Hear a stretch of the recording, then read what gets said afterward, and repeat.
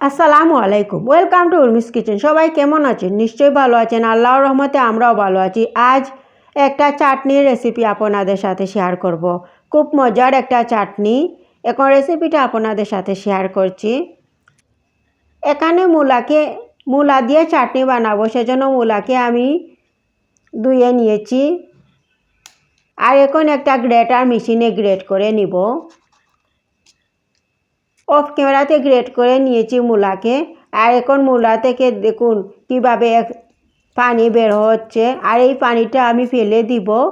আর মূলার একটা বাজে স্মেল থাকে চাটনির মধ্যে, আর এই স্মেল করবে না, বাজে স্মেল আর করবে না। দেখুন কিভাবে পানি বের হচ্ছে। পানি বের করে নিয়েছি। আর দেখুন কিভাবে জর্জরা হয়েছে মূলা, গ্রেট করা মূলা। এখন চাটনির জন্য আমি ফ্রাই প্যান চুলায় বসিয়ে দিয়েছি আর দিয়েছি সরিষার তেল। আর এখন দিচ্ছি মাছ। আমি টাকি মাছ নিয়েছি চাটনির জন্য, আপনারা চাইলে যে কোনো মাছ নিতে পারেন। আর টাকি মাছের মাঝখানের কাঁটাটা আমি ফেলে দিয়েছি, দিয়ে ধুয়ে পরিষ্কার করে নিয়েছি। আর দিচ্ছি এখানে পেঁয়াজ, একটু বেশি করে পেঁয়াজ দিয়েছি। আর দিচ্ছি লবণ, স্বাদ মতো লবণ দিয়েছি।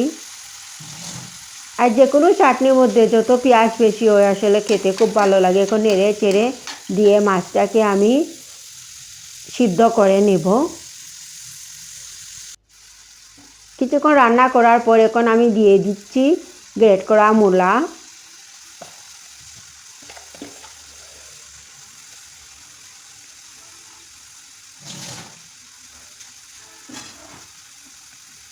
মূলা দিয়ে নেড়ে চেড়ে দিচ্ছি। আর চুলার আগুন মিডিয়াম আঁচে রেখে ভাজতে হবে, ভেজে নিতে হবে চাটনির জন্য। এখন দিচ্ছি একটু একটু করে গুঁড়া মশলা দিচ্ছি। একটু আধা চামচ হলুদের গুঁড়া, আর 1 চামচ মরিচের গুঁড়া,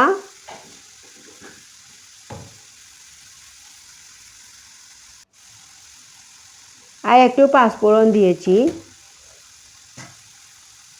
এখন নেড়ে চেড়ে সব মশলা একসাথে মিশিয়ে নিচ্ছি।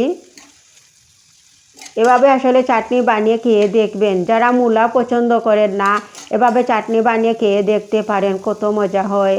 বোঝাই যাবে না এটা মূলার চাটনি। এখন ঢাকনা লাগিয়ে কিছুক্ষণ রান্না করব। কিছুক্ষণ রান্না করার পর এখন আমি নেড়ে চেড়ে দিচ্ছি। আর মাছটাকে এভাবে চামচ দিয়ে ভেঙে মেশ করে নিচ্ছি।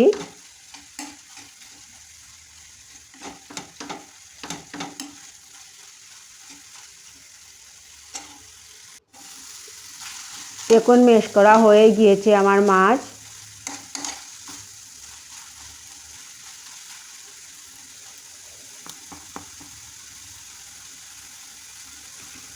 এখন আস্তে আস্তে করে ভেজে নিব। কিছুক্ষণ পরপর নাড়াচাড়া দিয়ে ভেজে নিতে হবে।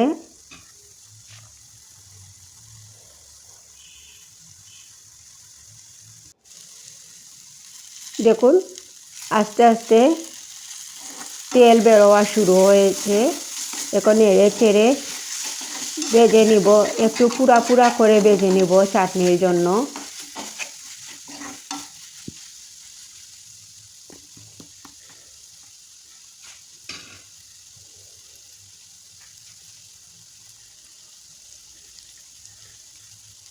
এখন ঢাকনা লাগিয়ে কিছুক্ষণ চুলার উপর রেখে দিব, যাতে পুরা পুরা হয়ে যায়। চুলার আগুন অল্প রেখে কিছুক্ষণ রাখার পর, চুলার উপর রাখার পর দেখুন পুরা পুরা হয়ে গিয়েছে। এখন আমি দিয়ে দিচ্ছি কিছু কাঁচা পেঁয়াজ, আর দিচ্ছি কিছু কাঁচামরিচ।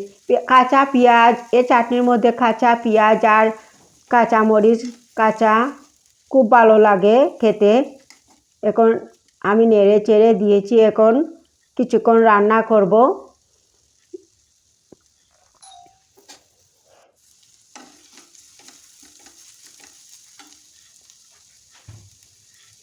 কিছুক্ষণ রান্না করার পর এখন দিচ্ছি ধনিয়ার পাতা।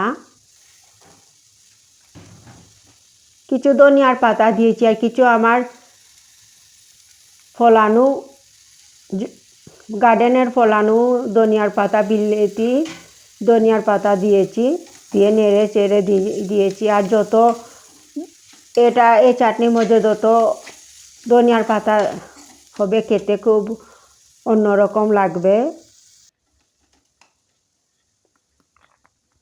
আমার চাটনি হয়েই গিয়েছে, এখন আমি চুলা থেকে নামিয়ে রেখে দিব।